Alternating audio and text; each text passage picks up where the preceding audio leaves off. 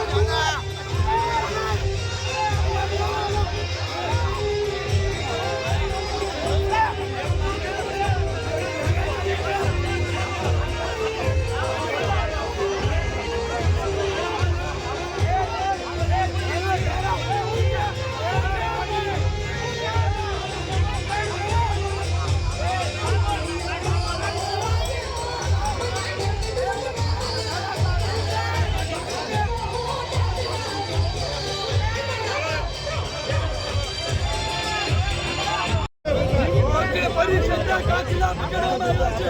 આપણા માટે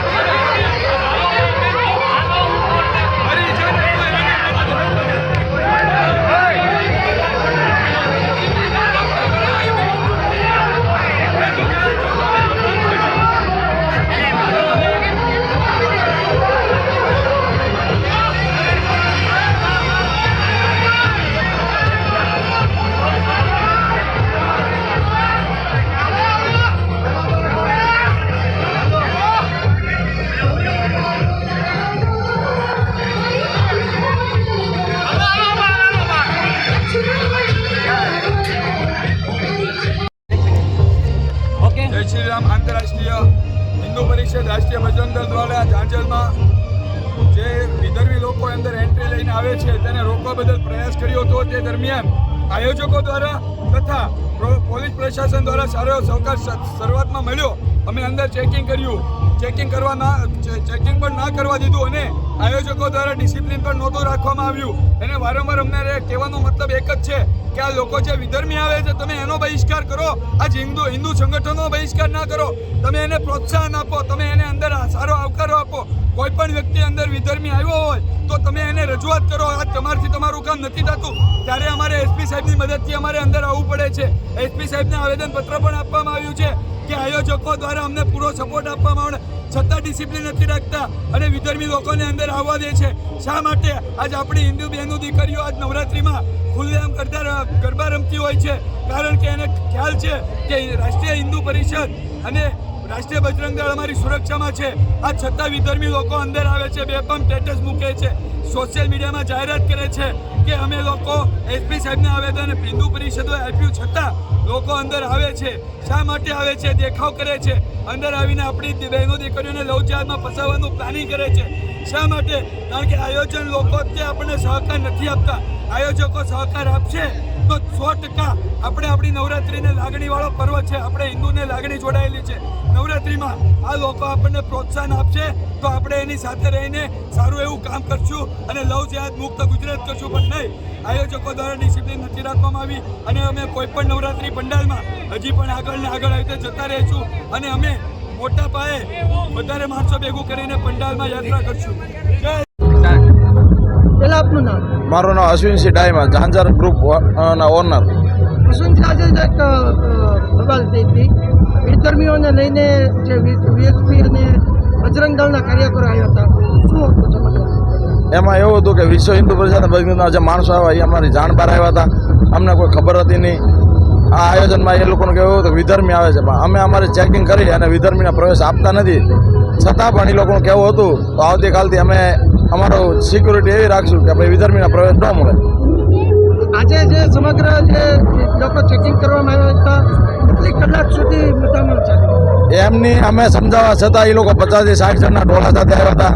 2 કલાકના ઘર્ષણ બાદ છતાં પણ એ લોકો પ્રવેશ લીધો. અમે શાંતિથી એવું કીધું કે ભાઈ તમે અંદર આંટો મારી અને તમે ચેકિંગ કરી શકો છો. પણ એ લોકો એક જણને અને આમ પબ્લિકને હેરાન કરવા માંડ્યા, કેલિયાને હેરાન કરવા માંડ્યા. એટલે અમે એવું કીધું કે ભાઈ તમે હવે આપણે બહાર જઈને વાત કરવી, તમે એવું હોય તો કાલ આવજો, આપણે નિરાંતથી ચેકિંગ બીજી ફેરી કરી દઈશું. એમની પાસે કોઈ તંત્રનો પેપર કે કોઈ પરમિશન લેટર તો ખરી? ના, એવું એની પાસે એક પણ તંત્રનો લેટર પરમિશન કે કોઈ પણ નહોતું. એમને આઈ કાર્ડ પણ નહોતા. અમને આઈ કાર્ડ પણ દેખાડવામાં એમને નથી આવ્યા. જે રીતના આજે વિશ્વ હિન્દુ પરિષદને બજરંગ દળના કાર્યકર્તાઓ બનીને જે લોકો આવ્યા હતા, સમગ્ર શું આવું કંઈ નિયમ કે પરિપત્ર પહેલા જાહેર કર્યો હતો? કોઈ જાતની જાણ કરી નથી તંત્રને કે અમને આયોજક તરીકે અમને કોઈ પણ જાણ નથી કરી. અને પ્રથમ વાત એવી કે વિશ્વ હિન્દુ પરિષદ છે એ અને ઓરિજિનલ બજરંગ દળ છે એ હતા નહીં. આ કોઈ લે ભાગુ તત્વો જેવા લોકો હતા. આ વિશ્વ હિન્દુ પરિષદને ઓલું કોઈ આગેવાન કોઈ સાથે નહોતા. બજરંગ દળના ઓલા પટ્ટા પહેરેલા હતા, ત્રિશૂળ જેવું જોડે હતું, કોઈનું આઈડી પ્રૂફ નહોતું. ઓલું તો એનો ફરજિયાત પ્રોગ્રામ અમારો જે છે એ બગાડવાનો પ્રયત્ન કર્યો છે. બરાબર છે? એ એમ કહે કે ભાઈ દરેક વ્યક્તિને ચેક કરીને કે એનું આઈ કાર્ડ તપાસીને જવા દેવા. તો આ લોકશાહી છે. કોઈ પણ વ્યક્તિને જ્ઞાતિ કે કોઈ પણ વ્યક્તિને પૂછી શકાતો જ નથી. અમે પૂછી શકીએ નહીં પણ નહીં. એવો તંત્રનો પણ એવો કોઈ આદેશ નથી કે દરેક વ્યક્તિને તમારે ચેક કરવા. શારીરિક ચેક કરીએ છીએ અમે, કોઈ હથિયાર કે કોઈ ઓલું ન હોય એની માટેનું, પણ એનું આઈ કાર્ડ આ છે તે એ કોઈ વસ્તુ અમે માગી ન શકીએ એવી ઓથોરિટી અમારી પાસે નથી અને તંત્રનો એવો કોઈ આદેશ પણ નથી. આ તો આ લોકો ખોટી રીતે પ્રોગ્રામ બગાડવાનું ઓલું કરવા માટે જ આવ્યા હતા. અને આજે આ પ્રોગ્રામના અંતે અમે બેસીને અમારી કમિટી જે કાંઈ ઝાંઝર ગ્રુપની જે બેસીને લીગલ અભિપ્રાય લેવાના છીએ. અને અમને જે નુકસાન થયું છે, અમારા ખેલૈયાઓ જે ડરનો માહોલ ઊભો કર્યો એ લોકોએ અને જે ખેલૈયાઓ વહી ગયા છે એનું જે અમે નુકસાની ભોગવી છે એની હારે અમે માનહાનિનો દાવો પણ કરવાના છીએ અને એ બધી લીગલ અભિપ્રાય લઈને પછી અમે આગળ વધશું. અજયજી, આરોપ છે કે તેમના અંદર ચેકિંગ દરમિયાન આપના સ્ટાફે કાટલા પકડ્યા છે, તે વાતમાં કેટલી હકીકત? કોઈ વ્યક્તિએ કાટલો પકડ્યો નથી. બરાબર છે? અમે એ લોકોને સમજાવવાનો પૂરેપૂરો પ્રયત્ન કર્યો. પોલીસ સ્ટાફ પણ સાથે હતો, અમારા બાઉન્સરના સિક્યુરિટી એ પણ સાથે હતા. બધાએ બધું ઊભા રાખીને શાંતિથી વાતચીત કરવાનો પ્રયત્ન કર્યો છે. પછી અંતે અમે એમ કીધું કે તમે 5 જણા તમારા પ્રતિનિધિ અમારી સાથે આવો તમે અંદર જોઈ લો, આંટો મારી લો, તમને સંતોષ થાય એવું તમે જોઈ લો બધું. છતાં એ લોકોને એવો આગ્રહ હતો કે અમે આખું 60-70નું ટોળું છે એ બધા જાય એટલે અમારો પ્રોગ્રામ આખો ડિસ્ટર્બ થઈ જાય. એટલે પ્રોગ્રામ ડિસ્ટર્બ કરવાનો જ એ લોકો આયોજનપૂર્વક આવ્યા હતા. કારણ કે તમે કોઈ પણ જાતની પોલીસ અધિકારીના રજૂઆત કરશો એને કોઈ અમને જાણ નથી કરી, અધિકારીઓને કોઈ જાણ નથી કરી, કોઈ જાતની જાણ વગર સીધો હલ્લા બોલ જ કર્યું એ લોકોએ. જય શ્રી રામના નારા બોલીને. અમે પણ હિન્દુ ધર્મમાં માનીએ છીએ, અમે સંસ્કૃતમાં માનીએ છીએ, સનાતન ધર્મમાં અમે પૂરેપૂરી તકેદારી આટલા વર્ષોથી રાખીએ છીએ. અમારો પહેલો પ્રોગ્રામ નથી, વર્ષોથી કરીએ છીએ. અને દરેક વસ્તુની તકેદારી હિન્દુ સમાજની લાગણી ન દુભાય એનો કાયમ માટે અમારો પ્રયત્ન હોય છે અને મહેનત હોય જ છે. એ લોકોને એક જાતનો ઓલો હતો કે અમે જઈને ખોટો પ્રોગ્રામ બગાડીએ, બાકી કોઈ વસ્તુ નથી. ઇરાદાપૂર્વક